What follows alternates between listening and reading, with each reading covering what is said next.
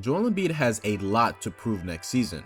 Embiid is coming off the best season of his NBA career and one of the greatest seasons we've seen by a center ever. 33 points, 10 rebounds, 4 assists per game, shooting 54% from the field and 85% from the free throw line.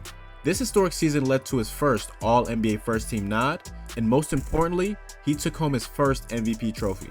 The Sixers won 54 games, and the expectations were high for Philly leading into the playoffs. This was a team that many thought could contend with the big dogs in the NBA, and it seemed that way until Game 6 of the second round of the playoffs. A chance to make the conference finals for the first time in his career. All that stood in the way for Joel Embiid was the Boston Celtics. A chance to etch himself further into NBA history and rewrite the stigma put on his name. Joel Embiid folded. In the final 5 minutes and 39 seconds of this crucial game, the MVP went scoreless. In a game where the Sixers struggled to find buckets, Embiid was, for the most part, nowhere to be found. But the Sixers still had a chance. There was a Game 7 to be played and yet another chance for Embiid to rewrite his name. But once again, he failed. 15 points on 5 of 18 shooting from the field in what you could argue being the biggest game of his career. And this has been the story of Embiid's career.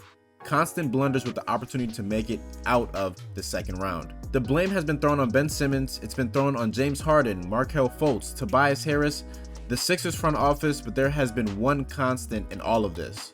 It all comes back to Embiid, which leads me to question if he has the ability to lead a championship team.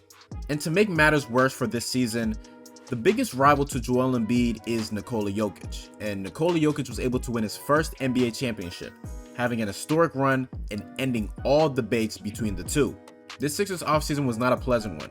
They haven't made any significant moves to improve their team, and they ruined their relationship with James Harden, who, as of right now, is their second best player. So the question might now turn to what's next for the Sixers, but it might not be all too bad. The Sixers have an emerging star in Tyrese Maxey, who I expect to take a major leap in his game next season. They have a new coach in Nick Nurse who will hopefully implement a great system for this team, and after this season, they're going to have a boatload of cap space to spend. But even with all those changes, or the potential of changes, that doesn't change what is expected of Joel Embiid. Despite what the roster may look like next season, he still has to go out there and perform.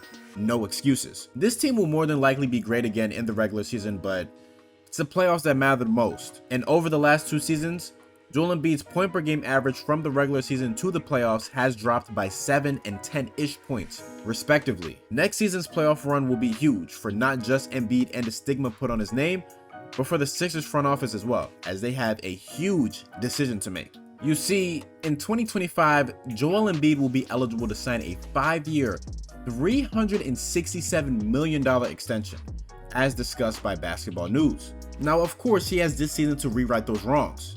He could have an impressive season and lead the Sixers to at least an Eastern Conference Finals appearance. But the odds of that happening in a stacked Eastern Conference with the Bucks, Celtics, Heat, and emerging Cavs team, I just don't know. It's unfortunate, considering all the steps and hurdles that Embiid had to take to get to his point, that his name now has a negative connotation to it. But at the end of the day, it's up to him to change that.